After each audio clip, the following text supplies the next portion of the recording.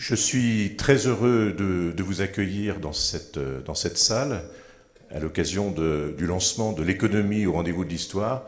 Il se trouve qu'on a pris une place qui vient avant toutes les journées consacrées au rendez-vous de l'histoire proprement dite. Donc on a la chance d'être la première conférence d'ouverture de cette nouvelle session.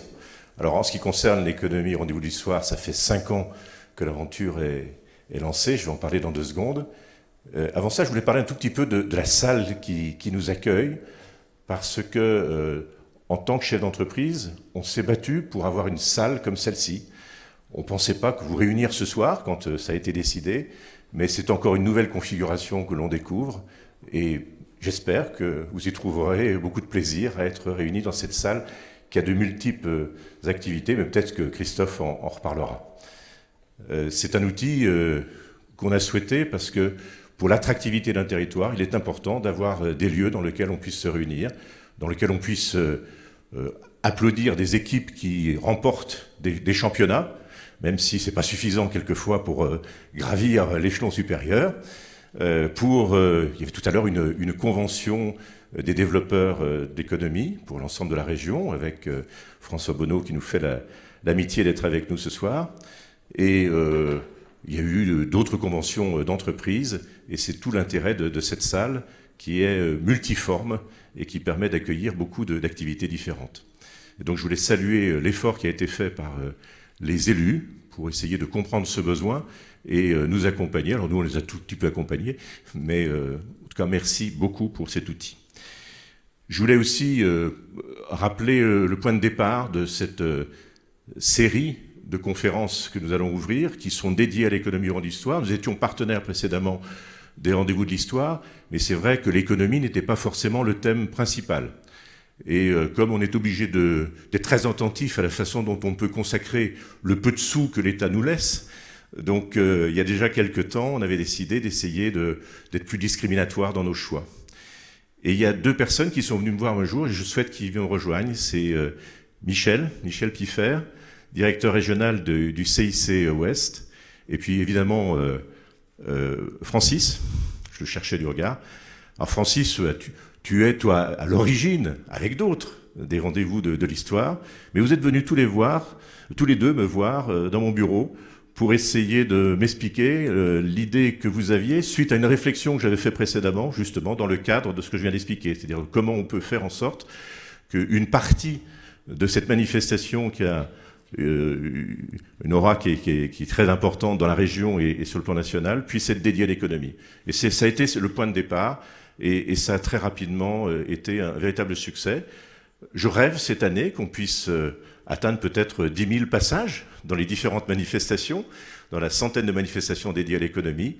Et merci de contribuer à cette, j'espère, réussite que nous pourrons vérifier à la fin de la semaine.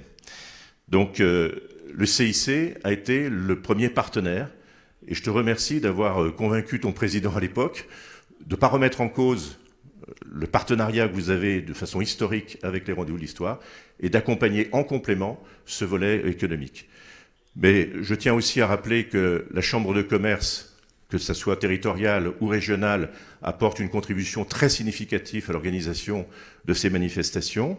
Je tiens à remercier Aglopolis, qui dès le départ a été présent. Alors l'État lui faisant des misères, de temps en temps la contribution baisse, mais j'ai les moyens de te convaincre pour l'année prochaine, puisque la région, et j'ai salué le président Bonneau qui est avec nous, lui a fait un effort substantiel cette année, considérant que cette manifestation devait être soutenue à un autre niveau que précédemment. Donc Christophe, tu sais ce qu'il se reste à faire. Je tiens à remercier évidemment Annie et Jean-François, qui représentent les établissements Leclerc que tout le monde connaît sur la ville de Blois, non seulement parce que vous nous aidez financièrement, mais parce que Annie accueille un certain nombre de conférences dans son magasin de centre-ville, et c'est une très belle opération à chaque fois, et je crois qu'il y a beaucoup d'intervenants de qualité qui viennent dans la semaine. Je remercie aussi Enedis, qui est avec nous évidemment ce soir, et qui là aussi nous accompagne depuis le début. Cette année, on a eu d'ailleurs en plus EDF Production, c'est-à-dire la centrale de Saint-Laurent. Il y a une conférence d'ailleurs qui se tiendra sur site et qui parlera effectivement de leur métier. Nous avons aussi comme partenaire, pratiquement depuis le début, Sisley, qui est discret, mais comme entreprise, parce qu'il n'y a même pas de panonceau qui l'annonce, mais qui est partenaire depuis le début. Saint-Gobain, dont je rappelle que les archives sont conservées dans notre ville. Et puis, depuis cette année, un partenariat avec Orange, qui nous aide à enregistrer et communiquer ce qui va se passer dans les différentes manifestations. Donc merci à vous deux d'abord, qui avez été donc à m'apporter une idée qui a été ensuite utilisée pour que ça devienne quelque chose d'intéressant par tous ceux qui constituent le comité de pilotage. Et merci évidemment aux différents partenaires. Voilà, je pense que je peux maintenant passer la parole à Christophe, qui va lui avoir des propos beaucoup plus culturels que ceux que je viens d'avoir, qui étaient très prosaïques. Merci en tout cas de votre attention.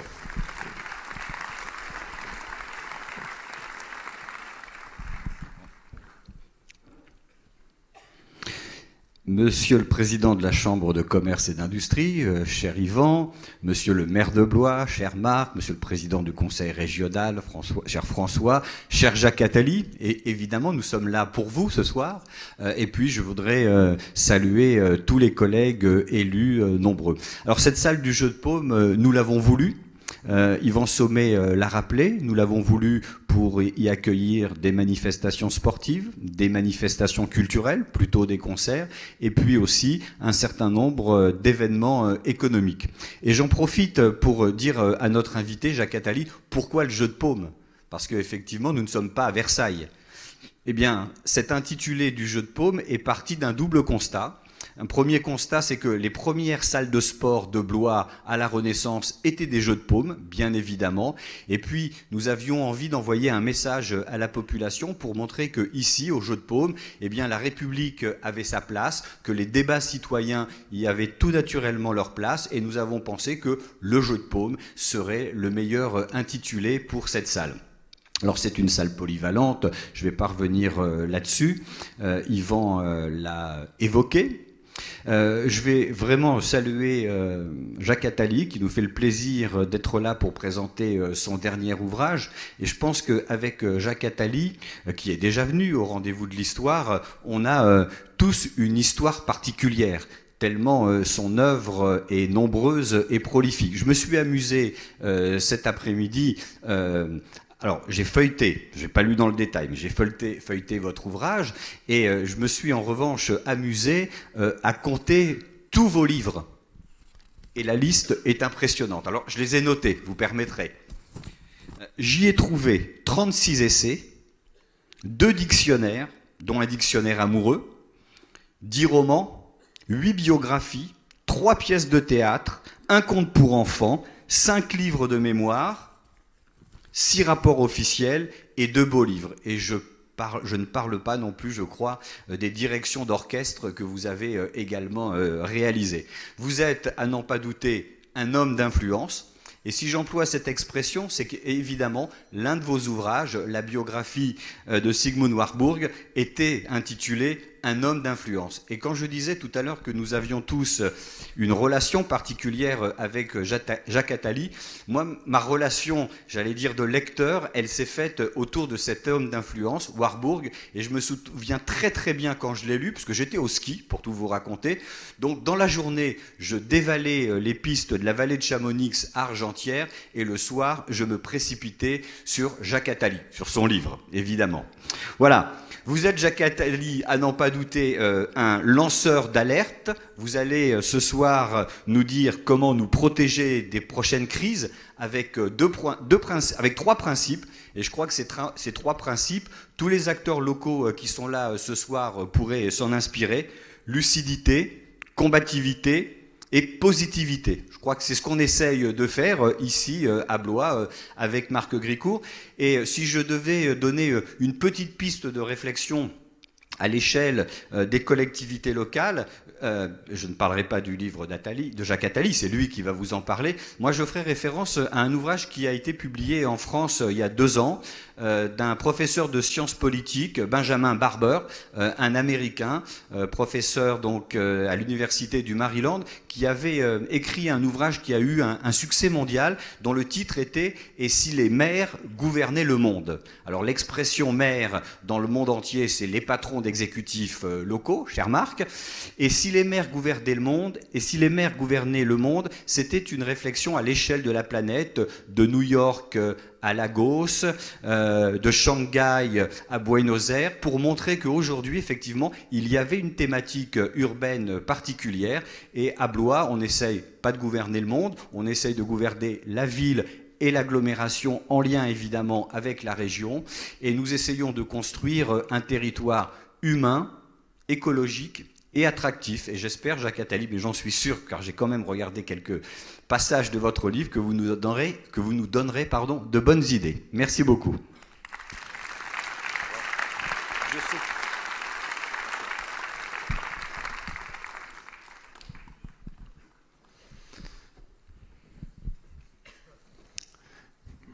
Grand plaisir à mon tour de saluer Jacques Attali, de le saluer ici à Blois dans ce cadre particulier des rendez-vous de l'histoire, de saluer l'ensemble des collègues élus, de saluer l'initiative d'Yvan Sommet et de l'ensemble de ses amis pour ces rencontres de l'économie, ces rendez-vous qui se connectent avec ceux de l'histoire. Je crois que deux éléments, à la fois la présence de Jacques Attali, mais d'abord cette connexion complètement fertile entre la réflexion sur l'évolution économique de notre monde, l'évolution technologique, l'évolution des rapports entre les États sur le plan économique, et puis cette notion d'histoire. Finalement, l'économie se nourrit de tous les éléments qui, à un moment, font l'histoire. On reconnaît l'économie souvent à partir des crises ou des mouvements particuliers. Et la question qui se pose à nous, acteurs économiques en tant qu'élus, en tant que consulaires, en tant que responsables, la question qui se pose à nous, c'est finalement, est-ce que la crise est quelque chose de menaçant en soi, ou est-ce que finalement elle est inhérente, cette crise, au développement économique ? Est-ce qu'elle est inhérente au développement économique ? Peut-on envisager un développement économique qui serait linéaire ? Peut-on rêver d'un développement économique qui serait simplement linéaire, qui avancerait comme un vélo sans aspérité particulière? On ne pense pas. Parce que l'économie se nourrit de son dépassement.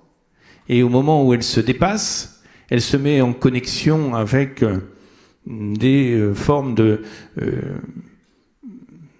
d'accélération technologique, de concurrence, de transformation de la ressource humaine. Et donc, pour ce que nous vivons, en tous les cas, là où nous sommes actifs, la crise en matière économique n'est pas quelque chose d'extraordinaire. Elle est certainement quelque chose qu'il faut maîtriser, mais elle est d'une certaine manière le moteur du développement que nous devons franchir. Et pour dire les choses simplement, à l'échelle d'une responsabilité comme celle des collectivités territoriales, à l'échelle de notre région, nous faisons véritablement en sorte que, au-delà crise ou pas crise, il puisse y avoir un travail collectif qui soit engagé, il puisse y avoir un jeu d'acteurs qui dessine un écosystème favorable au développement économique, et que cet écosystème-là puisse nous permettre, en phase d'accélération comme en phase de ralentissement, en phase de transformation technologique ou en phase de stabilité, de produire le meilleur.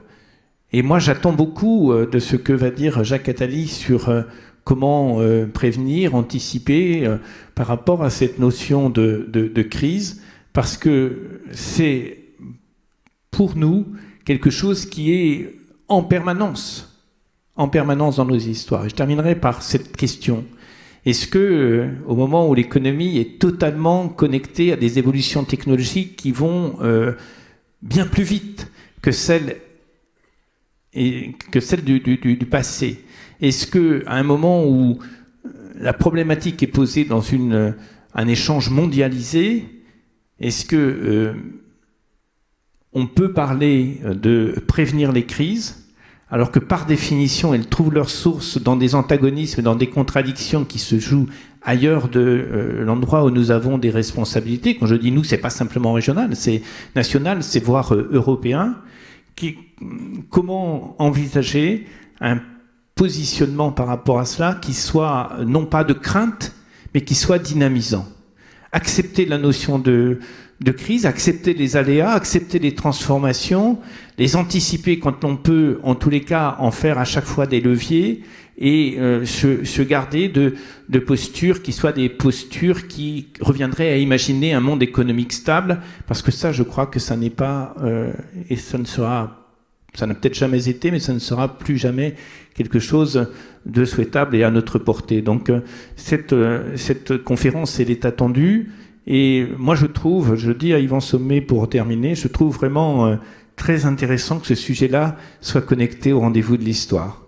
Francis Chevrier, je sais qu'à travers les rendez-vous de l'histoire, à travers les interventions, les conférences, les débats, on traite de l'histoire, mais on traite de l'histoire de manière très ouverte, avec des publics extrêmement divers. Aborder le sujet de l'économie aujourd'hui sous cet angle qui est un angle, une perspective historique, une perspective en même temps sociale, une perspective territoriale et géographique, ça me paraît particulièrement intéressant. Donc merci Jacques Attali de venir ce soir à la rencontre d'un public qui est nombreux, qui représente bien la totalité de notre région dans sa diversité. Et un dernier mot pour vous dire que vous serez également le bienvenu tout au long de l'année 2019. 2019, ce sera le 500e anniversaire de la Renaissance. On a choisi avec le gouvernement de faire du Val-de-Loire l'épicentre de ces manifestations, et on le fera dans une perspective que vous aimez bien, une perspective de rayonnement, une perspective de développement. Ce ne sera pas simplement l'histoire, ce sera l'histoire en mouvement et une histoire dont nous sommes fiers ici en Val-de-Loire. Merci de votre présence.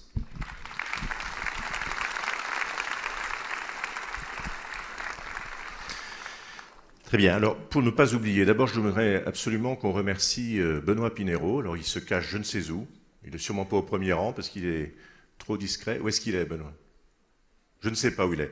C'est lui qui, toute l'année, prépare cette manifestation. Il y a un comité de pilotage, je vais l'expliquer, mais il y a tout un travail de l'année et je tiens absolument à le saluer parce que c'est un gros boulot pour essayer de faire en sorte que, sur 4 jours, il y ait autant de qualités réunies sur l'économie.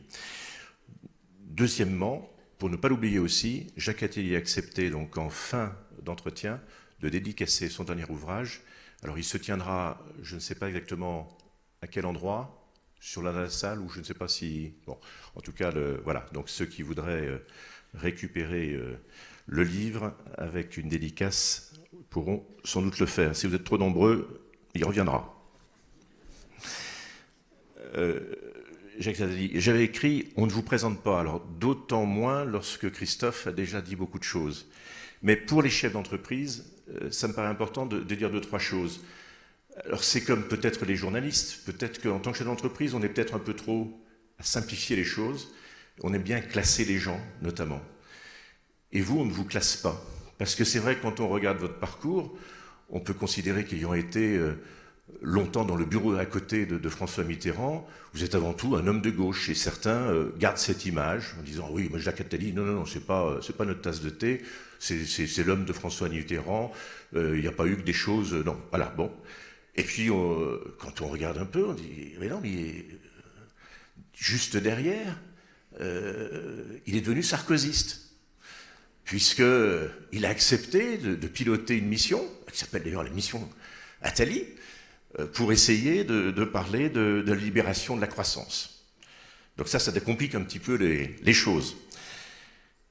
Et ce travail, pour les hommes de gauche, est considéré comme un florilège du libéralisme, et ce n'est pas acceptable.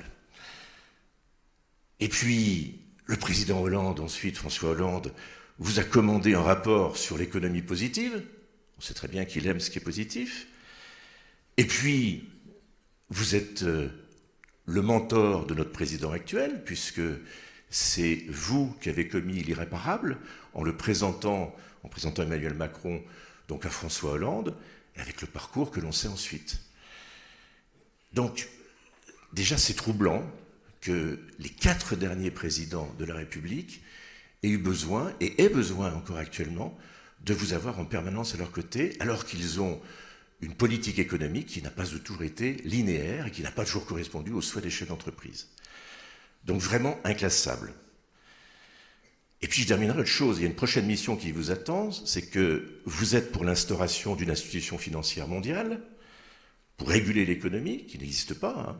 Il y a le FMI, mais pour vous, ce n'est pas simplement la monnaie, c'est la régulation de l'économie. Et je pense qu'il faut absolument que vous alliez en parler à M. Trump, parce qu'actuellement, ce n'est pas tout à fait le chemin qu'il prend. Donc si vous pouvez nous aider à sauver le monde, ça nous rendrait service en tant que chef d'entreprise. Une fois j'ai dit ça, un petit rappel, mais tout le monde le sait, vous êtes polytechnicien, majeur de Polytechnique, vous avez fait Sciences Po l'ENA, ça c'est plus classique, vous êtes docteur en sciences économiques, et on s'est croisés une seule fois, il y a quelques années, il y a très très longtemps, mais vous vous en souvenez pas, lorsque vous étiez à côté du professeur Cotta, en train de préparer votre doctorat, et j'étais moi-même un tout jeune étudiant à Dauphine, et donc j'ai eu l'occasion de vous croiser à cette occasion. Mais ça remonte à des années et des années. Vous avez d'ailleurs à Dauphine créé l'IRIS, auquel participaient, excusez du peu, Marc Guillaume, Jean-Hervé Lorenzi et, tiens, Éric Orsena. Laurent Fabius a été votre assistant, et vous avez surtout, et je crois que vous y attachez beaucoup d'importance, fondé des institutions internationales qui perdurent et dont certaines auxquelles vous consacrez beaucoup de temps. Il y a Action contre la faim, vous avez été l'un des membres fondateurs d'Action contre la faim, Eureka, la Baird, et là vous avez appris la turpitude des anglo-saxons, notamment des Anglais. Lorsqu'ils veulent se débarrasser de quelqu'un, ils sont capables de faire courir les pires infamies. Et puis surtout, je crois, si je ne me trompe pas, Positive Planet, qui est le plus grand organisme de microfinance actuellement et auquel vous avez consacré beaucoup d'énergie. Comme Christophe, tu l'as rappelé, vous êtes passionné de musique, vous êtes un pianiste émérite et vous faites la conduite d'orchestre. Et quand on a la chance de vous écouter, on sait qu'effectivement, vous avez peut-être loupé une vocation, vous avez peut-être dû faire que ça.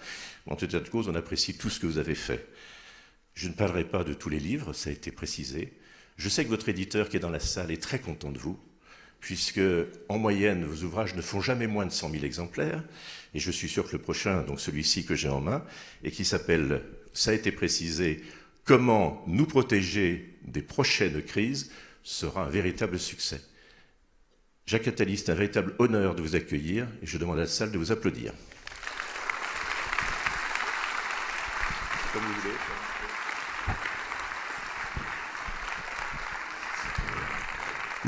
Je vais rester là, puis si je me fatigue un peu, j'irai m'asseoir. Je vous remercie de cet accueil. Je vous remercie infiniment. C'est une joie d'être là, c'est une joie d'être de retour. Je suis en effet venu à plusieurs reprises dans cette salle, enfin dans cet endroit. Première fois dans cette salle. J'aimerais bien que vous me réinvitiez comme chef d'orchestre, avec un orchestre symphonique, parce que la salle s'y prête plus qu'à une conférence de ce genre. Même si l'acoustique, on verra bien. Je vais vous décevoir pour commencer, Monsieur le Président. Je reste un homme de gauche.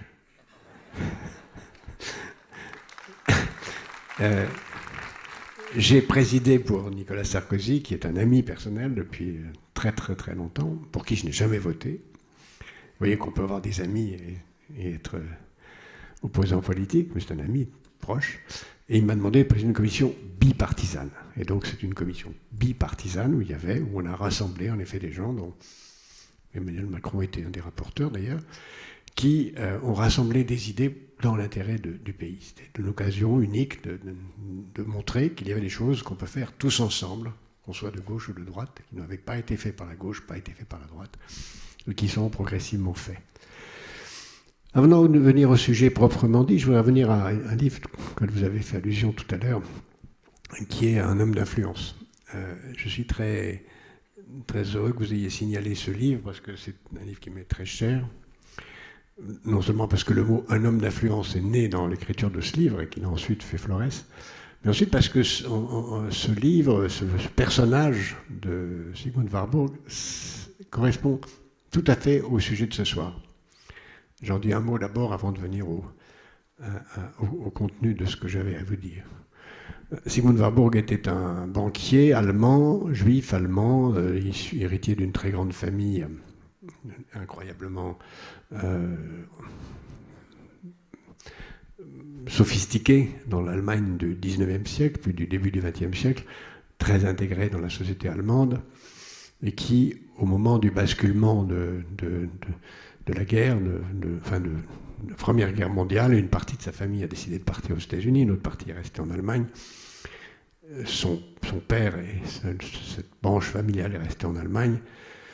Ils se sont trouvés d'ailleurs dans des conditions incroyables, mais ce n'est pas le sujet de ce soir, à mener des aventures ensemble entre la partie allemande et la partie américaine. Mais en 1933, il s'est produit ce qu'on sait, et il a fallu prendre une décision, rester ou partir. Comment affronter la crise ?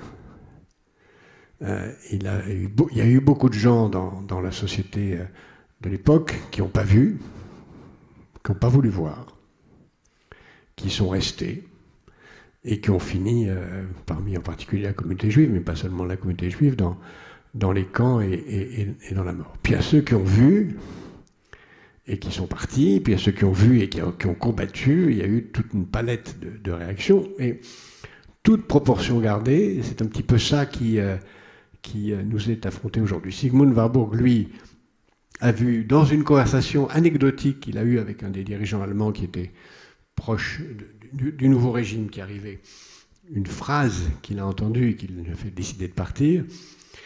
Son oncle, qui était le chef de famille, n'a pas voulu partir, et ils ont réussi à l'exfiltrer en 1938 au dernier moment, et certains sont restés. Ce qui a amené d'ailleurs une discussion, et puis après je reviens au sujet central qui nous rassemble, très intéressante entre deux des grands dirigeants sionistes de la création de l'État d'Israël, qui étaient Ben Gurion, le fondateur de l'État d'Israël, et Shimon Peres, qui était son collaborateur, puis ensuite Premier ministre. Et c'est Shimon Peres, qui était un ami très proche pour moi, grand homme d'État, qui m'a raconté cette conversation qu'ils avaient eue. Shimon Peres disait, moi je suis un optimiste. Pourquoi je suis un optimiste ? Je suis un optimiste parce que quand on se lève le matin, c'est quand même plus sympa d'être optimiste. Et il me disait, avec beaucoup d'honnêteté intellectuelle, que Ben Gurion disait, moi je suis un pessimiste parce que je ne connais aucun optimiste qui soit sorti vivant d'un camp de concentration.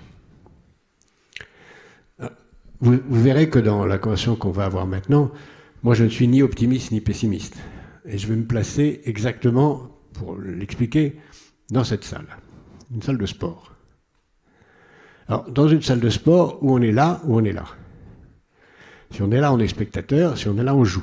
Au basket, je crois. Bon. Quand on est spectateur, on doit être optimiste ou pessimiste pour l'équipe qu'on soutient. Ils vont gagner ou ils vont perdre, ils sont bons, ils ne sont pas bons. On est optimiste ou pessimiste.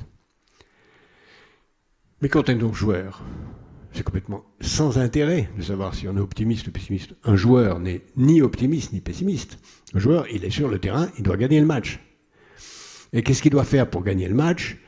Il doit être en forme, il doit être préparé, il doit être en bon terme avec ses camarades d'équipe, il doit avoir une stratégie avec ses camarades d'équipe, il doit connaître la stratégie des adversaires, il doit savoir ce qu'ils ont fait dans le passé, connaître leur histoire, et il doit tout faire pour gagner le match.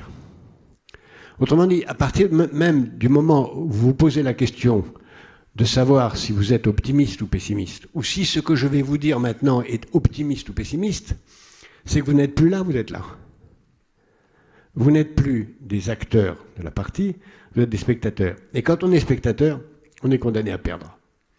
Donc le simple fait de se poser la question de savoir si on est optimiste ou pessimiste, c'est la certitude du pire.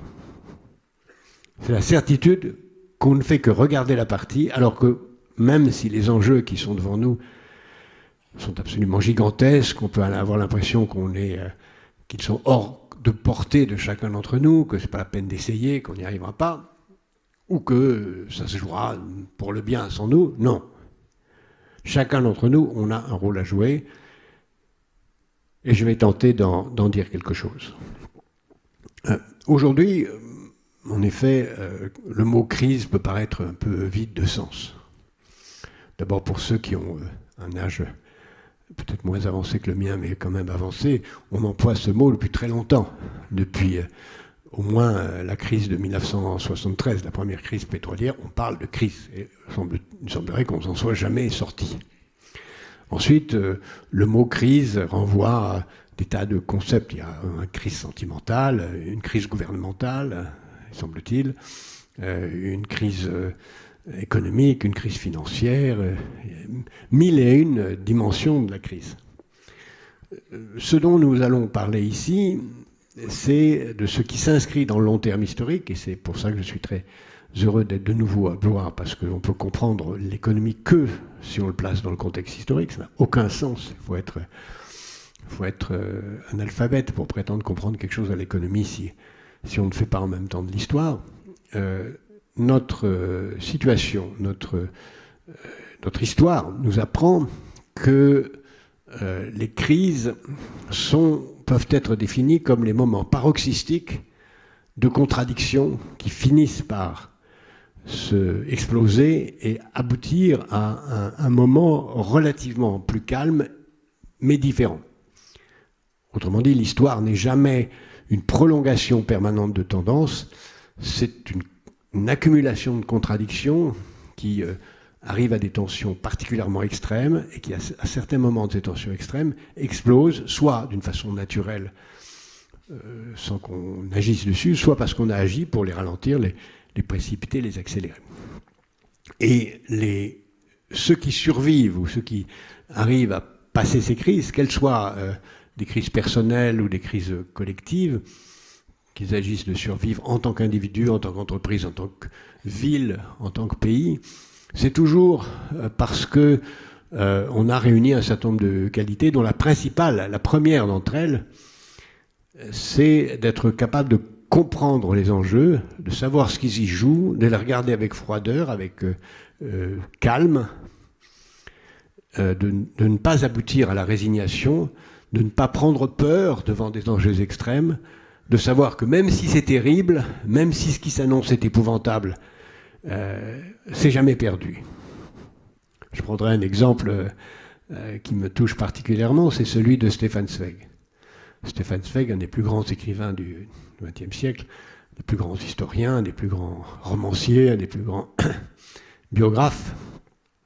Si vous n'avez pas lu ses biographies ou ses romans, précipitez-vous, était convaincu, pour des raisons diverses, que l'Allemagne allait gagner la guerre et que le nazisme était au pouvoir à l'échelle de la planète pour 40 ans. Il a quitté le monde allemand, il a quitté même l'Angleterre, parce qu'il pensait que c'était perdu, est allé se réfugier au Brésil, sans doute aussi convaincu, mais aussi un peu malade, comme chacun d'entre vous, ou beaucoup d'entre vous, je suppose, le sait, donc je vais être court, il s'est suicidé. Il s'est suicidé, convaincu que l'Allemagne nazie, le totalitarisme, serait au pouvoir de façon définitive. Il n'avait pas entièrement tort, au fond. Staline est mort dans son lit. Franco est mort dans son lit. Salazar est mort dans son lit. Et on aurait pu imaginer que si Hitler n'avait pas fait, heureusement, un certain nombre de bêtises, il aurait pu mourir dans son lit. La France aurait pu rester occupée. Il y a d'ailleurs des uchronies qui ont été écrites là-dessus. La France aurait pu rester occupée par les nazis aussi longtemps que l'Union soviétique a régné sur l'autre partie de l'Europe. Mais enfin, il s'est suicidé quelques mois avant le débarquement. Et donc, il s'est suicidé en pensant que c'était perdu, alors que ça ne l'était pas. Et qu'au contraire, c'est en se battant que beaucoup de gens, à commencer par Churchill et Staline, quoi qu'on pense du système soviétique, nous ne serions sans doute pas là aujourd'hui si Staline n'avait pas été qui il a été dans les moments les plus noirs de l'avancée allemande, ont résisté. On s'est dit jamais, jamais. Et on fait basculer l'histoire. Donc même si beaucoup de choses de ce que je vais vous dire maintenant vont vous paraître noirs ou créer les conditions d'un sentiment d'impuissance. Non. Tout dépend pour notre vie personnelle, nos vies individuelles, pour vos entreprises, vos familles, vos enfants, pour la suite de ce que nous ferons. D'abord, quand je dis on peut avoir le sentiment que les choses sont noires, regardons d'abord les choses positives. Il y a beaucoup de choses qui aujourd'hui vont, à l'échelle mondiale, infiniment mieux qu'il y a 50 ans. Encore une fois, je ne vais pas ce soir vous noyer de chiffres, pas d'intérêt. Si vous les cherchez, vous les trouverez dans beaucoup d'endroits, dans beaucoup de livres. Qu'est-ce qui va mieux? D'abord, l'espérance de vie de la planète a beaucoup augmenté, et elle continue d'augmenter. La mortalité infantile a beaucoup baissé. La mortalité maternelle a beaucoup baissé. Un très grand nombre de maladies sont maîtrisées. Contrairement à ce qu'on croit d'ailleurs, la pauvreté absolue en proportion du nombre d'habitants de la planète a baissé significativement, considérablement. Le nombre de pauvres, de très pauvres, en pauvreté extrême, c'est-à-dire $1,80, n'est plus que, ce qui est encore énorme, de 14 à 15% de la population de la planète. Autre fait qui peut paraître peu intuitif, mais qui pourtant est vérifié, jusque l'année dernière à peu près, la violence, sous toutes ses formes, est beaucoup plus faible aujourd'hui que dans toutes les périodes historiques. On a des chiffres de violence, de criminalité policière, civile, de criminalité urbaine, de violence guerrière, en nombre, en pourcentage par rapport à la population, bien sûr, mondiale, il y a un effondrement de la violence. Effondrement. Sur toutes les dimensions de la violence depuis 3 siècles, 4 siècles, et ça continue. Et on pourrait continuer là-dessus pour dire que sur bien des dimensions, le monde va infiniment mieux qu'avant. C'est pour ça que ceux qui disent, ceux qui répètent à l'envi « c'était mieux avant », ont presque dans tous les cas tort, sauf sur un point qui peut concerner des gens de ma génération, c'était mieux avant parce qu'on était plus jeunes. Mais à part ça, c'était pas mieux avant. C'était pas mieux avant. Et même pour beaucoup d'entre nous, est-ce que c'était mieux quand on était jeune? Même à titre personnel, ça peut se discuter. Donc, le monde a fait des progrès gigantesques.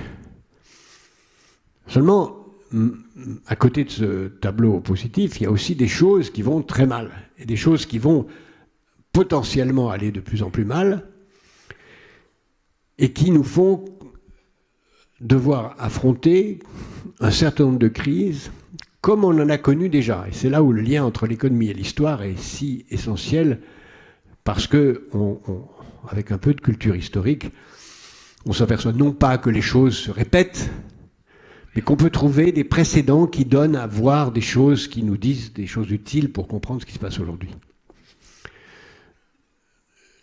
Il y a beaucoup de dimensions qui vont plus mal ou qui vont aller, et qui vont aller plus mal. Qui vont plus mal.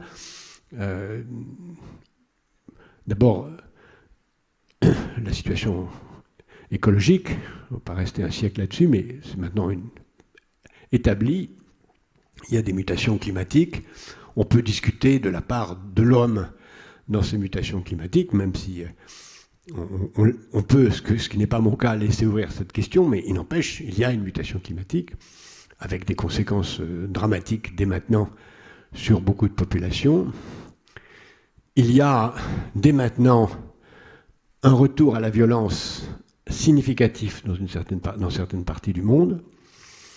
Il y a dès maintenant une aggravation de la pauvreté dans certaines parties. Il y a encore beaucoup de gens, enfin, plus d'1 milliard de personnes 1,2 milliard de personnes qui s'endorment tous les soirs en ayant faim. 1,2 milliard de personnes qui s'endorment tous les soirs en ayant faim. Il y a beaucoup de choses qui vont pas bien. Il y a le fait que aujourd'hui, et indépendamment de ce qui va se passer plus tard, Nous manquons déjà d'eau potable, non pas de l'eau potable pour être bue par chacun d'entre nous, qui ne représente que 10% de l'eau qui est consommée, mais de l'eau pour tous les autres usages, en particulier l'usage agricole, qui est déjà en situation de manque et qui va l'être encore plus, à la fois parce que la population de la planète va passer à 9 milliards en 2050, peut-être plus encore en 2100, puisqu'on parle de 11 à 12 milliards, et que, ça c'est une première raison d'augmentation de la consommation d'eau, et une deuxième raison, c'est que si le niveau de vie augmente, ce qui est une bonne nouvelle, le niveau de vie veut dire un changement de mode de vie, donc une transformation de la consommation vers une consommation carnée, qui utilise 30 à 40 fois plus d'eau pour la même quantité de calories que l'alimentation purement végétale. Donc le manque d'eau potable pour les usages agricoles est établi. Les manques sont de beaucoup d'autres natures. En particulier, nous allons manquer d'un certain nombre de matériaux qui sont essentiels dans les technologies de demain, de cuivre, de lithium, des terres rares, des métaux rares, ce n'est pas la même chose, qui sont absolument essentiels à tout ce que vous avez, ordinateur, téléphone, etc., qui n'existent que dans 2 parties du monde, 3 parties du monde, en Chine, en Afrique centrale et un peu au Chili. Pour certains d'entre eux, ce n'est pas la même chose pour tous les matériaux. Et leur manque, et je reviendrai tout à l'heure dans la description des crises qui peuvent venir, est certain. Nous n'avons pas assez de lithium, surtout si on fait le pari de la voiture électrique. Nous allons manquer de lithium dans des conditions objectivement insolubles. Ça, c'est pour les manques. Nous allons aussi, et c'est une certitude, voir apparaître des progrès techniques qui, pour certains d'entre eux, seront très positifs, pour d'autres, vont avoir des conséquences extrêmement problématiques.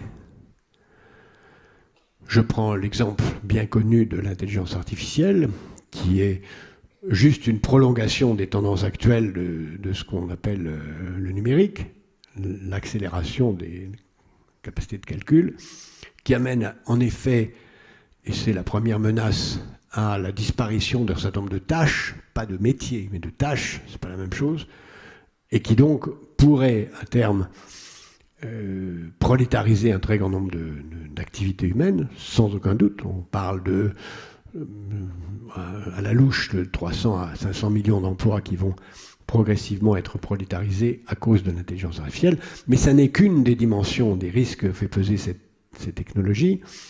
L'autre étant que si on y prend garde, et on ne sait pas encore à l'heure où nous parlons comment y prendre garde, rien n'interdit de penser que l'intelligence artificielle va être une technologie qui va pouvoir prendre son autonomie à l'égard de l'homme. Et si on lui donne, comme c'est en train d'être fait, les moyens d'être utilisés d'une façon militaire,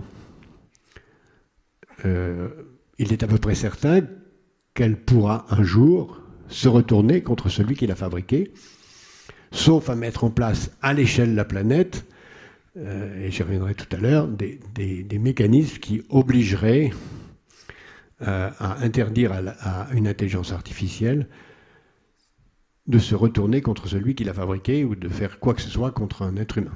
Chose qu'aujourd'hui, on ne sait pas faire. Mais on sait qu'on va utiliser, qu'on commence à utiliser l'intelligence artificielle pour en faire des armes autonomes, à commencer par une arme autonome qui s'appelle une voiture autonome, qui est une arme aussi, dans certaines conditions, et qui peut décider de se retourner contre ceux qui l'utilisent. Donc on a beaucoup d'autres dimensions du progrès technique qui peuvent aussi être néfastes.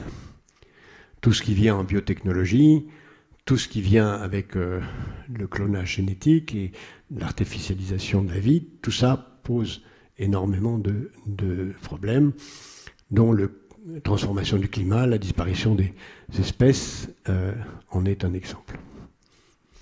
Donc on voit apparaître toute une série de tendances très négatives. Et puis il y a à côté de ça, des choses plus banales, classiques, qui sont en train de se remettre en place, qui sont d'abord des crises financières, comme on l'a connu à de nombreuses reprises dans l'histoire, des crises économiques et toute une série d'autres crises qui vont venir se lier l'une à l'autre. Crise financière, pourquoi ? Parce que nous avons connu une crise financière il y a 10 ans, qui était liée à une spéculation folle parce que beaucoup de gens voulaient gagner plus d'argent qu'ils ne pouvaient décemment en gagner, et on invente pour ça des mécanismes pour faire payer aux pauvres les profits des banques. Ça a très bien marché, puis après ça s'est paniqué, et puis il a fallu trouver des façons de régler les choses. Et on a trouvé une façon qui est de reporter les échéances à plus tard. Et donc si vous regardez ce qui s'est passé entre 2008 et aujourd'hui, rien n'a été réglé. On a simplement transféré les problèmes de 2007-2008 à plus tard. On a dit les générations suivantes paieront. Et en effet, quand on regarde les chiffres, le taux d'endettement des États a augmenté énormément, de 30 à 40 points de PIB partout dans le monde. Le taux d'endettement des entreprises a augmenté, le taux d'endettement des ménages a augmenté. Tout le monde est de plus en plus endetté. On est sur le terrain financier dans une situation de « après moi le déluge, on verra plus tard ». Quelque chose va se passer qui va régler la situation. Avec une masse d'argent qui a été créée à la fois par ces dettes et aussi parce qu'on ne s'est pas contenté de faire des dettes. On a trouvé des façons de financer les dettes en autorisant les banques centrales à émettre des quantités de monnaie jamais connues dans l'histoire, puisque les banques centrales américaines, anglaises, japonaises, européennes impriment des billets dans des conditions folles. Aucune théorie économique permet d'expliquer pourquoi ça n'a pas déclenché une inflation massive, sinon qu'on est dans une situation de concurrence mondiale extrême, qui l'en empêche pour l'instant, mais il n'empêche qu'on a aujourd'hui une situation qui devrait à terme conduire à une inflation galopante qui fera que quelqu'un va payer cette dette qu'on a accumulée. Et dans l'histoire, quand il y a des dettes, elles sont éliminées de 3 façons. Le progrès technique, qui fait une croissance qui permet d'avaler les dettes. L'inflation, qui élimine l'épargne, qui fait que les épargnants sont ruinés. Ou la guerre, qui permet de transformer la dette en un impôt. Vous nous avez prêté, mais oubliez ce que vous nous avez prêté, c'est un impôt, on a besoin de cet argent pour financer la guerre, pour vous défendre. Question de vie ou de mort, ça disparaît. 3 façons, il n'y en a pas 4. Si on regarde depuis l'Antiquité grecque, puisque étonnamment c'est le premier endettement reconnu comme historiquement répertorié, c'est Athènes, 5 siècles avant notre ère, même s'il y en a eu d'autres avant, c'est toujours ça. Donc on voit apparaître ce genre de risque. Et les spéculations folles dans lesquelles nous sommes aujourd'hui l'indiquent qu'on est dans une situation de ce genre. Normalement, une entreprise n'a pas de raison de valoir des prix aussi fous que valent certaines entreprises. Normalement, la valeur d'une entreprise comparée à son profit, c'est 5 fois, 6 fois, 7 fois, 10 fois, 12 fois, 15 fois. Amazon, aujourd'hui, ce soir, c'est 100 fois. Ça ne tient pas, ça n'a pas de sens. Une entreprise ne peut pas valoir 100 fois ses profits. Forcément, quelque chose va craquer. Quelque chose va craquer. On voit d'ailleurs des entreprises qui ont commencé à craquer de ce genre. Peu de gens ont remarqué qu'une entreprise qui était numéro 1 mondiale il n'y a pas longtemps, qui s'appelle General Electric, a disparu, pratiquement disparu. Elle est en train de disparaître. Peu de gens ont remarqué que Facebook va mal. Peu de gens ont remarqué que Tesla est au bord de la faillite. Et dans cet univers d'une spéculation optimiste positive, ce genre de signe peut être très mauvais et peut annoncer une perte de confiance dans un système qui ne fonctionne que sur la confiance. Dans cet ensemble financier, pour rester sur ce premier domaine d'un risque proprement financier, qui est, disons, la première forme de crise les plus classiques, on a aussi des formes de crise financière qui sont plus proches de nous, qui sont liées aux États. Alors j'ai dit tout à l'heure le système américain qui est une folie, puisqu'il y a des endettements des étudiants qui sont à peu près équivalents à l'endettement des ménages au moment de ce qu'on appelait la crise de subprime il y a 10 ans. De même avec un endettement automobile qui est à peu près du même niveau, puisque les entreprises automobiles prêtent dans des conditions folles à des gens qui n'ont pas les moyens de payer, des moyens d'acheter leur voiture, qui ainsi font fonctionner l'économie américaine. Et en Europe, c'est pas mieux, puisque nous avons une situation très incertaine où, dans les jours qui viennent, nous pouvons avoir une crise financière grave ou pas, mais en tout cas une crise financière très sérieuse, puisque nous avons un gouvernement italien qui a décidé de ne pas respecter la discipline européenne, qui va déposer un budget en contradiction avec les règles européennes, qui sera refusé par l'Union européenne. Les Italiens feront un bras d'honneur en disant on fait ce qu'on veut. L'Europe devra dire on vous sanctionne ou pas. Si l'Europe sanctionne, c'est une crise avec l'Italie. Si l'Europe ne sanctionne pas, tout le monde dira les Européens ils peuvent faire ce qu'ils veulent, personne ne les sanctionne. Donc la crédibilité financière de l'euro sera en cause, et donc on a une vraie crise existentielle de l'Europe qui est en marche à un moment particulièrement inquiétant, puisqu'il y a à la fois à ce moment-là la sortie de la Grande-Bretagne de l'Union européenne et des élections européennes qui vont entraîner un vide du pouvoir en Europe, puisque la Commission ne sera plus au pouvoir.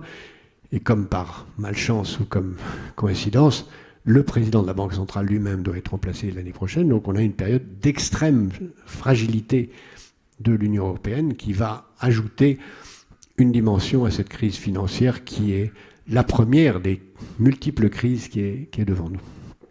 La deuxième crise qui est devant nous est une crise économique.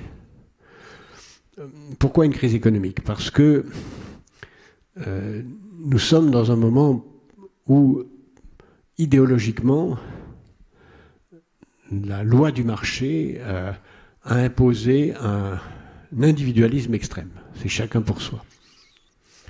Nous sommes dans un moment où chaque individu, chaque collectivité, chaque pays pense de plus en plus « moi d'abord, moi tout seul ». Au fond, c'est quelque chose d'ailleurs qu'on a dicté un peu dans l'idéologie consumériste. C'est moi, c'est mes besoins qu'il s'agit de satisfaire. Et moi d'abord, ça veut dire j'ai le droit de me comporter en passager clandestin de la planète. J'ai le droit de polluer, personne ne peut m'en empêcher. J'ai le droit de faire ce que je veux. J'ai le droit, par exemple, de baisser les impôts des entreprises pour les attirer, même si ça fait partir les entreprises d'ailleurs. Je fais tout ce que je peux. Je suis un passager clandestin. Je n'ai pas d'intérêt à être solidaire des autres. Ce qui est vrai à court terme, mais qui à moyen terme devient désastreux. On en est là aujourd'hui sur le terrain économique, avec les décisions qui ont commencé à être prises aux États-Unis, où les États-Unis se comportent comme un passager clandestin de l'économie mondiale, en disant, mais attendez, je regarde, moi j'exporte 150 milliards en Chine et j'en importe 500 milliards, ça ne va pas du tout. Moi, égoïstement, je ne veux pas importer plus que j'exporte. Circuler, il n'y a rien à voir. Je limite les exportations, les importations chinoises chez moi. À court terme, formidable pour les États-Unis. Et tout le monde applaudit, surtout d'ailleurs que c'est choisi d'une telle façon que ça correspond aux endroits où l'industrie menacée se trouve dans des circonscriptions utiles à la réélection de M. Trump, d'une façon incroyablement précise. Mais si on y réfléchit de ce qui va se passer ultérieurement, ce protectionnisme américain, auquel les Chinois ne peuvent pas répondre parce qu'ils peuvent pas, puisqu'ils n'exportent pas beaucoup aux États-Unis, ils ne peuvent pas répondre par des représailles équivalentes.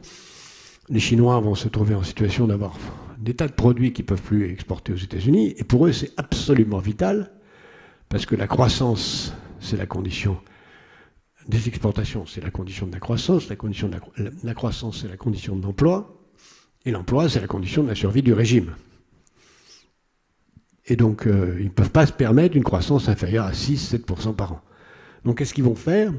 Qu'est-ce qu'ils ont déjà commencé à faire? Ça se voit à peine, mais ça va se voir.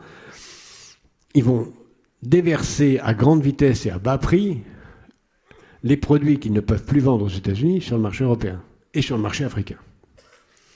Alors, sur le marché africain, c'est malheureusement facile parce qu'il n'y a pas beaucoup d'industrie africaine, mais le peu d'industrie africaine qui existe va être balayé par l'importation chinoise. Et nous, en Europe, s'ils le font vraiment, personne ne résistera. Nos entreprises automobiles, les entreprises de machines-outils, notre production agricole, personne ne résistera, non seulement à des produits vendus à bas prix, mais à des produits de haute qualité. Ne nous y trompons pas. La Chine est arrivée à un stade de qualité technique exceptionnelle. Et ceux qui ont un peu de mémoire historique ou qui ont des livres se rappelleront que dans les années 50, on se moquait de la mauvaise qualité des produits japonais. Donc c'est pas bien. Puis après, on s'est rendu compte que c'était très bien. Après, on s'est moqué de la mauvaise qualité des produits coréens. Puis après, on a vu que c'était très bien. C'est pareil pour les produits chinois. Ils sont excellents parce qu'ils savent travailler, et parce que, comme tout le monde, ils ont envie de réussir. Ils ont un avantage annexe, c'est qu'ils ont un marché d'1,2 milliard de personnes internes, et qu'ils ont une vraie stratégie. Prenez juste un exemple. En matière de téléphonie, nous, on veut absolument maintenir la concurrence pour que chacun d'entre nous paye les tarifs les moins forts. Donc on a très forte concurrence entre des opérateurs en Europe. Nous avons 3-4 opérateurs par pays, ce qui fait qu'en gros, on a 90 opérateurs en Europe pour un marché de 500 millions d'habitants. En Chine, il y en a 3. Et vous avez des opérateurs qui ont 500, 600 millions de clients. Vous imaginez ce que ça veut dire comme rentabilité de la recherche, moyen de développer des produits nouveaux et compétitivité ensuite à l'échelle mondiale. Nous sommes à des années-lumière derrière eux. Ils sont déjà extrêmement en avance sur l'intelligence artificielle, très en avance sur nous évidemment, mais aussi sur les Américains. Et nous sommes à la veille d'une invasion de produits chinois normale. On peut les comprendre. Il ne s'agit pas de désigner des boucs émissaires, qui naturellement aura comme conséquence que nous répondrons par un protectionnisme européen, sur lequel qui aura comme conséquence de faire monter les prix de tout le monde. Et on sait que protectionnisme, soit on est capable de le faire tous ensemble en Europe, ce qui est difficile à faire parce que notre tarif extérieur commun, il y a tas de gens qui ne veulent pas l'augmenter, soit on dira, écoutez, vous n'êtes pas capable de le faire tous ensemble, on va le faire séparément, et c'est la fin de l'Europe. C'est la fin de l'Europe. Ça, c'est la crise économique qui arrive, c'est la crise économique par juxtaposition de protectionnisme qui entraîne un effondrement de la production. On a connu ça dans le passé, à plusieurs reprises, et ça entraîne une troisième crise qui est une crise sociale, parce que ça entraîne un chômage extrêmement aggravé, un chômage aggravé qui est lié aussi à ce que la globalisation telle qu'elle est aujourd'hui est une globalisation des marchés sans globalisation des règles de droit. C'est même le cœur de ce à quoi nous sommes affrontés. Le marché est global, mais la règle du droit ne l'est pas. Et donc on assiste à une formidable concentration des richesses qui s'accélère de plus en plus, qui fait qu'en effet, le nombre de très pauvres reste à peu près stable. Ça n'est que 500 millions de personnes, ce qui est immense.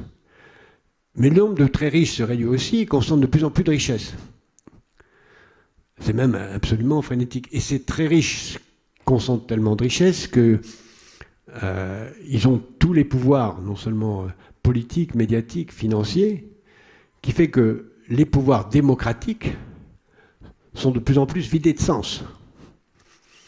Soit parce que les marchés imposent leurs lois aux États, soit parce que, mieux encore, le matraquage idéologique des médias financés par les grandes puissances financières fait que les gens votent conformément aux intérêts des riches. Il y a de nombreuses études qui ont été faites récemment aux États-Unis qui montrent que les districts les plus pauvres votent en faveur des candidats des riches.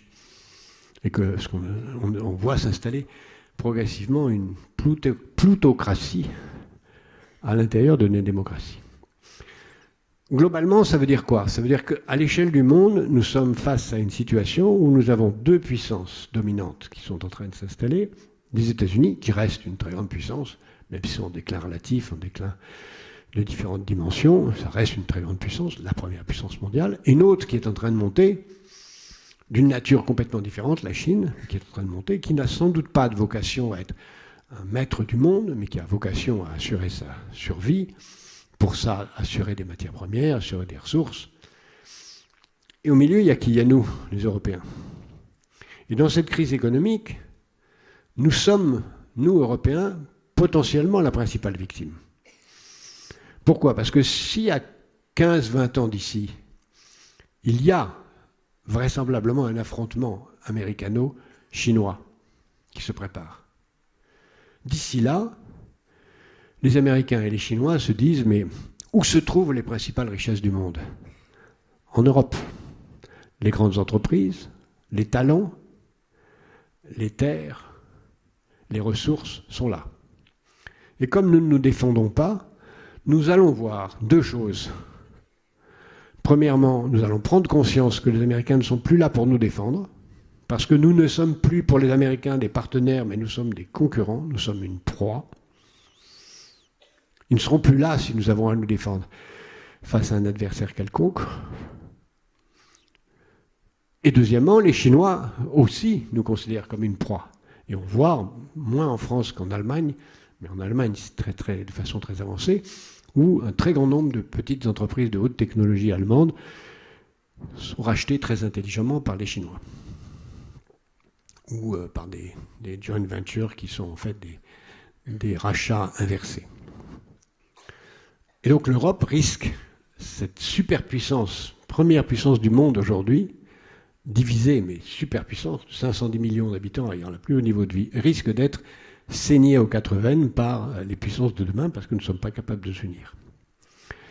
Ça, c'est la crise économique, qui évidemment s'accompagne d'une crise sociale sur l'emploi, qui va découler de ça à l'échelle du monde, une crise des États incapables de financer les ressources nécessaires. Et ce qui est extrêmement grave aujourd'hui, c'est que tout ça s'accompagne de la présence d'autres crises qui viennent en même temps. Une crise technologique dont j'ai parlé, c'est-à-dire une avancée de technologie non maîtrisée. J'ai parlé de l'intelligence artificielle, mais on pourrait dire aussi autant des biotechnologies. Et aussi une crise idéologique, et qui est sans doute une façon de rassembler toutes les autres qui explique la gravité de la situation. Quand on regarde le monde tel qu'il est aujourd'hui, on se rend bien compte que tout ce que je viens de dire démontre que les démocraties sont extrêmement faibles. Les démocraties sont concentrées sur une gestion à court terme, ne savent pas penser long, ne savent pas prendre des décisions difficiles, alors que les exigences du moment seraient de prendre des décisions difficiles sur le problème du climat, des décisions difficiles sur l'investissement, sur la priorité à la connaissance, à l'éducation, etc. Et donc, il y a progressivement l'émergence de l'idée que face à un marché tout-puissant, la démocratie n'est peut-être pas le meilleur des régimes. Et on voit apparaître ça d'une façon, pour l'instant, sommaire, légère. Mais on appelle ça le populisme, ou on appelle ça de certains mots un peu plus sophistiqués comme la démocratie illibérale, façon allusive de parler de l'illibéralisme, c'est simplement un autre nom de l'antichambre de la dictature.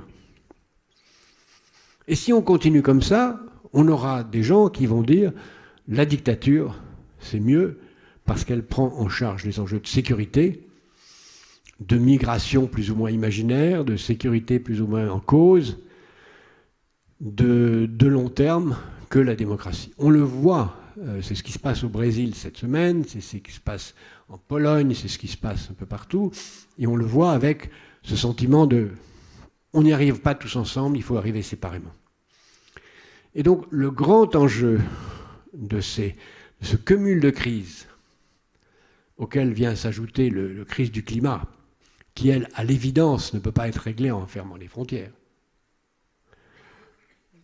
Évidemment. Le grand enjeu, c'est de savoir comment on va être capable, individuellement et collectivement, de répondre à ces questions-là et d'y apporter des réponses. Si on se réfère au précédent historique, bien sûr, l'histoire ne se répète pas, elle ne se répète jamais, mais malgré tout, quand on regarde ce qui s'est passé au XVIIe siècle, fin du XVIIIe siècle, début du XXe siècle, on a des précédents qui ressemblent beaucoup à la situation d'aujourd'hui. Pour prendre un seul exemple, 1907, situation formidablement positive, comme aujourd'hui, beaucoup de progrès techniques, la radio, l'électricité, le moteur à explosion, on vit sur les innovations de la première décennie du XXe siècle. La démocratie recommence à apparaître, se développe un peu partout, même en Russie. On parle de globalisation, tour du monde en 80 jours. Tout va bien. Et tout était en place pour un XXe siècle heureux. Puis il y a eu une crise financière, une crise agricole, un peu de terrorisme, on appelait nihilisme, protectionnisme, qui a entraîné des gouvernements autoritaires, nationalisme, et comme vous savez, guerre mondiale, mal gérée, une paix mal gérée, une crise financière nouvelle, et au fond, entre 1914 et 1992-13, c'est une période de barbarie absolue pour une grande partie des habitants de l'Europe et du monde. Alors que si on avait pris un autre virage entre 1907 et 1913, le XXe siècle avait tout pour être un siècle très heureux. Et toute proportion gardée, nous sommes dans la même situation. Et quand je dis toute proportion gardée, ça ne veut pas dire, comme on dit souvent, quand on dit toute proportion gardée en disant que c'est plus petit. Non, c'est pas plus petit, c'est plus grand aujourd'hui. On est 3 fois plus nombreux, sinon 4, comme nombre d'habitants sur la planète. Les technologies sont infiniment plus importantes, les moyens de mouvement sont infiniment plus élevés. Je vous ne parle pas de la puissance des armes, qui n'a rien à voir avec ceux de cette époque. Les moyens de faire le bien sont infiniment plus élevés que les moyens de faire le mal de l'époque, mais les moyens de faire le mal sont aussi de plus en plus énormes. Et donc, si on prend seulement cet exemple, on voit qu'aujourd'hui, nous sommes à un moment tout à fait charnière. Non seulement parce que c'est le moment où tous ceux qui sont dans cette salle sont vivants, donc forcément c'est le moment le plus important de l'histoire de l'humanité, puisqu'on est là. Mais c'est un moment particulièrement charnière parce que si on fait la même erreur que nos ancêtres de 1900-1907, ou que nos ancêtres de 1780, je n'insiste pas, mais c'était une période exactement similaire ou équivalente, qui a aussi entraîné 30 ans de guerre, terrible, alors qu'il y avait tout pour l'éviter, eh bien, on voit très bien ce qui va arriver. Protectionnisme, nationalisme, rupture des solidarités, chacun pour soi, guerre, et après, on n'en sait rien. Moi, je pense vraiment, sans dramatisme excessif, que les plus jeunes qui sont dans cette salle peuvent connaître une guerre franco-allemande. Que les plus jeunes qui sont dans cette salle peuvent connaître une guerre franco-allemande. Bien sûr, il faudra beaucoup de temps pour arriver à cette barbarie nouvelle. Mais si on voit ce qui se passe avec la perte de mémoire, la rupture des solidarités, les engrenages qui se mettent en place, ce n'est pas exclu. D'où l'importance de s'en souvenir, non pas pour baisser les bras en étant pessimiste, comme je vous le disais tout à l'heure, mais en agissant. Et agir, ça veut dire beaucoup de choses. Ça veut dire d'abord être capable d'être lucide, c'est-à-dire de vraiment regarder tous les enjeux, de comprendre tous ces risques, toutes ces menaces, de les analyser en permanence, de voir ce qui est bien et ce qui n'est pas bien, ce qui s'annonce comme le meilleur et ce qui s'annonce comme le pire, de voir les bonnes nouvelles comme les mauvaises, sans en rester aux écumes des choses qu'on voit dans les médias trop souvent. Par exemple, il y a une semaine, on a eu la chance d'avoir en France un prix Nobel de physique. Bon, très bien, ça a fait 20 secondes dans les médias, sans que personne ne voit que dans un de ses interviews, il a rappelé une petite chose, c'est que l'innovation qu'il a apportée, sur laquelle il travaille depuis 35 ans maintenant, c'est un laser qui, en raison de sa puissance, peut briser les noyaux radioactifs en morceaux et réduire leur radioactivité. Il a même été jusqu'à dire que les déchets radioactifs d'aujourd'hui, qui ont une radioactivité de plusieurs millions d'années, peuvent être amenés à une radioactivité de 30 minutes. Si c'est vrai, et ça n'est qu'un prix Nobel de physique qui le dit, ça veut dire que le seul danger, ou le principal danger, le principal reproche qu'on peut à juste titre faire à l'énergie nucléaire peut être dépassé, et qu'il y a en effet, dans le progrès technique, des espérances extraordinaires qu'on peut avoir, parce que cette énergie-là, c'est une énergie décarbonée qui peut nous aider à régler le problème du climat, bien plus qu'une énergie électrique venant de centrales solaires qui, quand on voit l'empreinte carbone totale des éoliennes ou des panneaux solaires, est catastrophique. Mais c'est une autre question. Donc, la lucidité, faire l'analyse de la situation.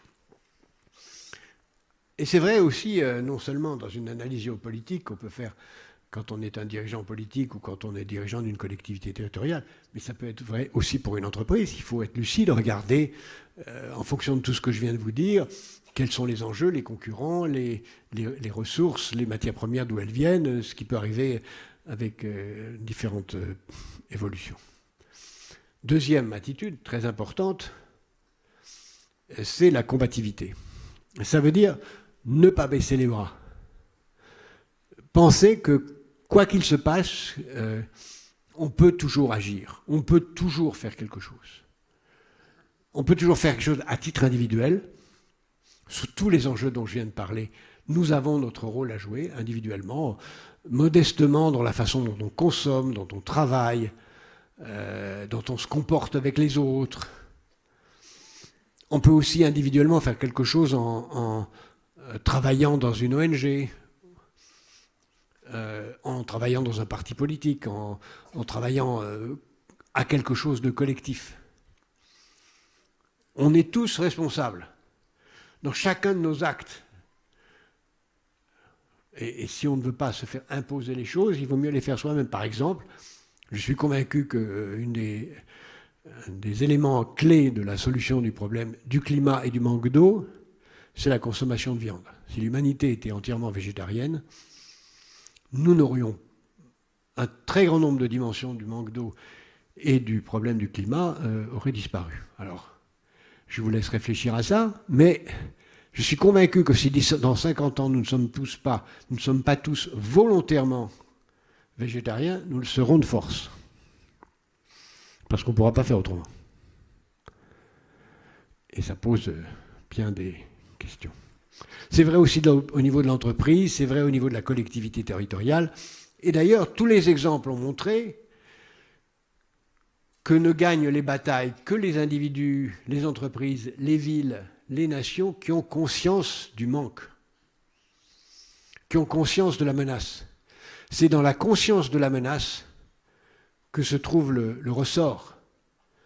Un des grands problèmes de notre cher et beau pays, la France, c'est que nous sommes trop riches, naturellement.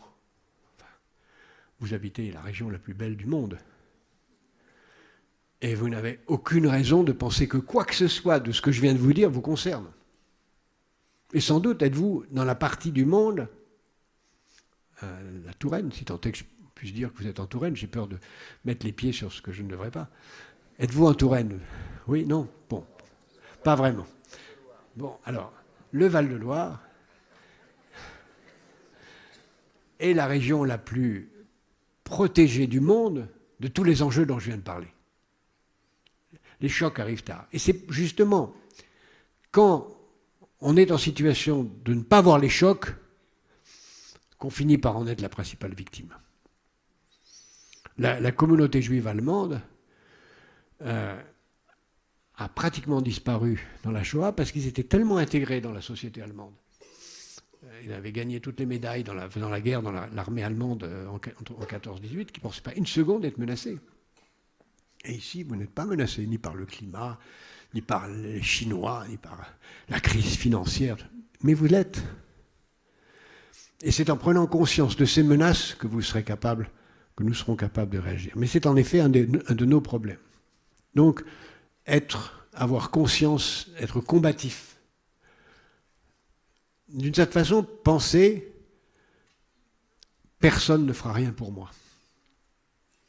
Si je ne le fais pas, personne ne le fera. Tant à titre individuel qu'à titre familial, qu'à titre collectif. N'attendez rien de personne. N'attendez rien de personne. Agissez. Troisième principe, moins intuitif mais très important à comprendre, c'est que la meilleure façon de régler les problèmes d'aujourd'hui, c'est de se préoccuper du sort des générations futures. D'abord parce que si les générations précédentes s'étaient occupées du sort des générations futures, on n'en serait pas là. Si il y a 30 ans, on avait fait ce que quelques-uns disaient sur le climat, l'usage du carbone, on n'en serait pas là. Si il y a 30 ans, on avait fait ce que certains disaient sur les quartiers, l'intégration, la lutte contre les inégalités sociales, la lutte contre les ghettos, on n'en serait pas là. À voir ce qui se prépare dans tous les pays, avec des villes qui sont des bombardements. Si on avait fait ce qu'il fallait pour donner envie de vivre et de créer, d'être entrepreneur à une jeunesse qui ne demande qu'à exploiter sa vitalité, on n'en serait pas à voir les épidémies de crack, de drogue et de gangstérisme qui se développent partout. Et on a d'autant plus intérêt à s'occuper des générations futures que les générations futures sont essentielles pour nous. Il m'arrive parfois de citer cette phrase de Marx, je veux dire Groucho Marx, qui disait « Je ne vois pas pourquoi je m'occuperais des générations futures, qu'est-ce qu'elles ont fait pour moi ?» Eh bien, c'est une phrase très drôle, mais complètement fausse. Parce que supposer qu'à partir de... Je vais faire un raisonnement de polytechnicien. Supposer qu'à partir de maintenant, plus personne ne naisse, plus de générations futures. Bon, d'abord, ce sont les maternités qui seront fermées, puis les écoles maternelles, puis les écoles primaires, et puis brusquement, on se rendrait compte qu'il n'y a personne pour remplacer les gens qui partent à la retraite. Et il n'y aurait que nous, hein. Et puis le dernier des survivants d'entre nous éteindra la lumière. Non, il y a longtemps qu'il n'y aurait plus de lumière, mais ce serait l'enfer, quoi. Nous avons intérêt aux générations futures. C'est la condition de notre survie. Et donc, penser en permanence, qu'est-ce que ce que je fais aujourd'hui a comme impact à 20 ans ou 30 ans, c'est non seulement la chose qui distingue un homme d'État d'un politicien, c'est ce qui distingue un grand patron d'entreprise d'un spéculateur. Mais c'est ce qui nous distingue aussi quand nous sommes parents. Les parents, ça prend des décisions qui, normalement, sacrifient certains de leurs avantages personnels au profit de leurs enfants. Et accessoirement, je ne sais pas si c'est votre cas, mais c'est le cas de certains, on y trouve du plaisir. On trouve du plaisir à être altruiste. Et c'est, je crois, le point le plus important à comprendre. Nous avons intérêt à être altruistes, et non seulement nous y avons intérêt, mais notre bonheur se trouve dans l'altruisme. Et si on applique ça à tout, eh bien, on arrive à décliner un certain nombre de choses à faire. Par exemple, il faut, dans notre vie personnelle, comme notre vie de chef d'entreprise ou d'entrepreneur ou de salarié ou d'élu local, regarder ce qui se passerait en cas de crise. Les banques, depuis 2008, font ce qu'on appelle des stress tests. Je vous invite, chacun d'entre vous, à faire un stress test de votre vie personnelle. En fonction de toutes les crises dont je viens de parler, et de bien d'autres dont on peut faire la liste, qu'est-ce qui se passerait pour vous si ceci arrivait, pour vous et votre famille? Est-ce que vous êtes protégé financièrement, socialement, culturellement, familialement, économiquement, etc. En général, ce genre de réflexion amène à des choix nouveaux. C'est-à-dire pour ça qu'on ne les fait pas. Parce qu'on n'a pas envie, on est très content de ne pas penser. Première chose à faire. Deuxième chose à faire, agir. Surtout, ne pas compter sur autrui. Surtout, ne pas appliquer les deux principes fondamentaux de la vie politique française, qui sont « après moi le déluge » et « il n'est pas de problème qu'une absence de solution ne finisse par résoudre ». Deux personnages importants ont dit ça. L'un s'appelait Louis XV. Il avait raison, hein, après lui, ça a été le déluge. Et l'autre, c'est un homme politique de la Troisième République qui a dit cette phrase que beaucoup d'entre nous appliquons dans notre vie privée. Il n'est pas de problème qu'une absence de solution ne finira par résoudre. Il arrive que ça soit vrai, mais c'est rarement vrai tout au long de la vie. Or, pour autant, je suis convaincu que si on prend sur nous d'affronter tous les problèmes dont je viens de parler, et de se rendre compte de l'extraordinaire potentialité du monde, de ce que, dans la fondation que je préside et que vous avez la gentillesse de nommer, nous appelons l'économie positive, celle qui travaille dans l'intérêt des générations suivantes, celle qui donne du sens à l'action, nous pouvons tous ensemble faire en sorte que non seulement nos vies individuelles soient bonnes, au sens de bonne vie, mais que le monde soit meilleur. Je vous remercie.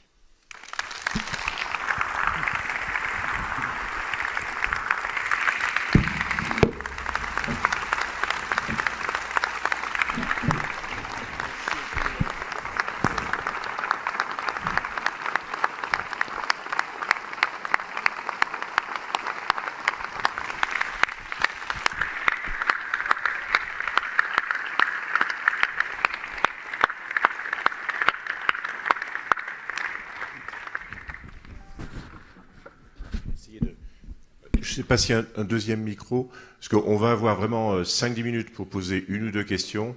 Et je vous demande pour ceux qui auront la possibilité de la poser d'être très concis. Je sais que la réponse sera de toute façon concise. Mais c'est la question de temps en temps qui peut être... Voilà, il y a un deuxième micro qui arrive, donc je vais laisser celui-ci. Voilà. Qui? Il ne faudrait pas que ça soit trop compliqué non plus, parce que... Voilà. J'arrive.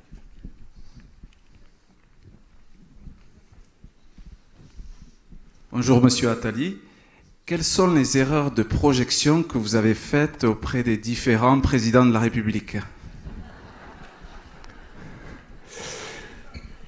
Qui est-ce qui me pose cette question? Vous êtes là. D'abord, j'ai fait des erreurs de prévision comme intellectuel dans mes livres. Bon, alors je ne vais pas vous faire la longue liste de mes prévisions qui étaient exactes. Ça serait un panégyrique que je laisse d'autres faire, mais je préfère dire mes erreurs. J'en ai fait une importante. J'ai cru à un moment que les États-Unis seraient remplacés comme superpuissance par le Japon.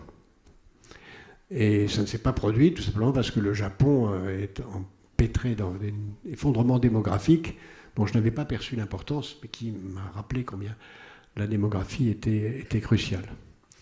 Si vous me demandez des erreurs que j'ai pu faire comme conseiller de François Mitterrand, aucune.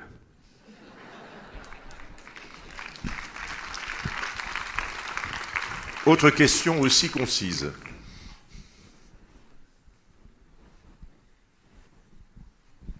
Mais d'autres en trouveront sûrement que j'ai faites, mais moi je ne vois pas.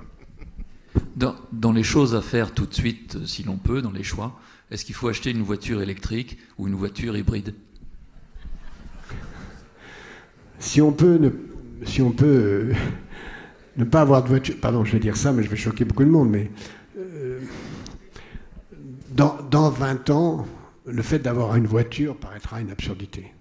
Avoir un objet qu'on utilise 5% de son temps, c'est absurde. Il vaut mieux utiliser des voitures qu'on partage. Alors aujourd'hui, la voiture électrique est un mieux par rapport à la voiture diesel, bien sûr. Mais malgré tout, si on prend son empreinte carbone totale, elle est catastrophique, absolument catastrophique. Donc, dans l'état actuel de la technologie, je ne considère pas qu'elle est une solution. La vraie solution, c'est la voiture partagée. Voilà. Raison d'avoir 1 milliard de voitures sur la planète. Dernière question. Une dame. Oui, pardon, je ne sais pas. L'euro est-il en danger? L'euro est-il quoi? En danger. Oui, absolument. L'euro est en danger, à la fois conjoncturellement par la situation italienne qui peut créer les conditions d'une remise en cause de son existence, et aussi parce que l'euro n'a de sens, de durabilité que dans un processus. Quand on a fait le marché commun, on s'est rendu compte que le marché commun ne tenait pas parce qu'il y avait une concurrence qui existait en dehors des barrières douanières par ce qu'on appelait les normes techniques. On a supprimé l'inégalité des normes, on les a uniformisées par le marché unique. Là, on s'est rendu compte qu'il y avait encore des conditions de concurrence déloyale qui étaient avec la monnaie, et on a fait la monnaie unique, l'euro. Mais là, on se rend compte aujourd'hui que la monnaie unique, sans un budget commun qui permet de compenser les conséquences de différences de productivité d'une région à une autre, ça ne tient pas. Et c'est exactement ce qui se passe avec l'Italie, où les différences de productivité entre l'Italie et le reste de l'Europe du Nord créent, en l'absence de possibilité de dévaluation, une situation où l'industrie italienne, même si dans certaines parties elle est extraordinairement positive, puisque l'Italie a une balance commerciale excédentaire, ce qui n'est pas le cas de la France, se crée des différences de potentiel très importantes. Donc l'euro ne tiendra à 20 ans d'ici que si nous sommes passés à une étape beaucoup plus fédérale de l'Europe. Très bien, je crois qu'on aurait beaucoup d'autres questions. Malheureusement, c'est limité. Je crois que... Alors, il y a encore une question d'une dame. Alors si c'est une dame, oui, on ne peut pas faire autrement, ça c'est sûr. Non, d'un jeune. Elle a un micro, c'est pas... Bonjour monsieur. Ah. Vous parliez tout à l'heure J'aurais essayé. Du fait que le marché économique mondial n'était pas viable sur le long terme. Et selon vous, qu'est-ce qui concrètement l'en empêche? C'est le fait qu'il n'y a pas d'état de droit. Le marché ne peut pas fonctionner s'il n'y a pas un état de droit qui le rend viable. Un état de droit, c'est-à-dire quelque chose qui assure au moins le droit de propriété, parce qu'un marché sans droit de propriété, ça ne fonctionne pas. Et un droit de propriété, ce n'est pas seulement quelque chose en l'air. Il faut pour ça des juges, des policiers, des avocats, des prisons, des policiers, tout ce qui fait fonctionner et respecter le droit de propriété. Et puis il faut aussi, parce que le marché par nature ne crée pas une répartition juste des richesses, il faut un mécanisme de transfert pour compenser les injustices que le marché produit. C'est pour ça que marché et démocratie se renforcent réciproquement aussi longtemps que marché et démocratie sont à l'intérieur d'un territoire. Mais quand le marché devient mondial alors que la démocratie reste locale, ça ne marche plus. Et c'est là où nous en sommes aujourd'hui. C'est pour ça que la globalisation du marché sans globalisation de l'état de droit, si possible d'un état de droit démocratique, ça ne peut pas marcher. Et c'est pour ça qu'on a le choix cornélien entre plus d'états de droit planétaires ou moins de marché planétaire. Et je crains qu'on choisisse moins de marché planétaire, c'est-à-dire de protectionnisme juxtaposé qui conduira à la catastrophe. Très difficile de faire un état de droit global. C'est pour ça qu'il faut réussir au moins un état de droit européen, parce que si en Europe, la partie la plus avancée de la planète, celle qui a connu tellement de guerres en elle, n'est pas capable de créer un état de droit sur 500 millions, comment pourra-t-on le créer sur 9 milliards? D'où l'importance de la réussite de l'aventure européenne. Je vous remercie.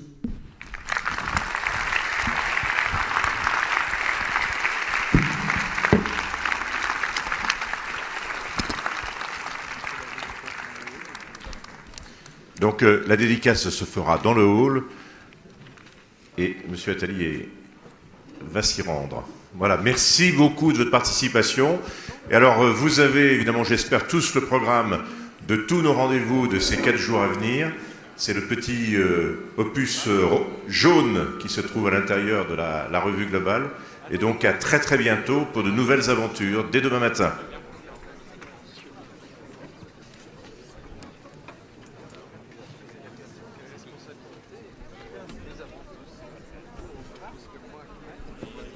Il va falloir bosser, hein. Est-ce que je peux chanter tout de suite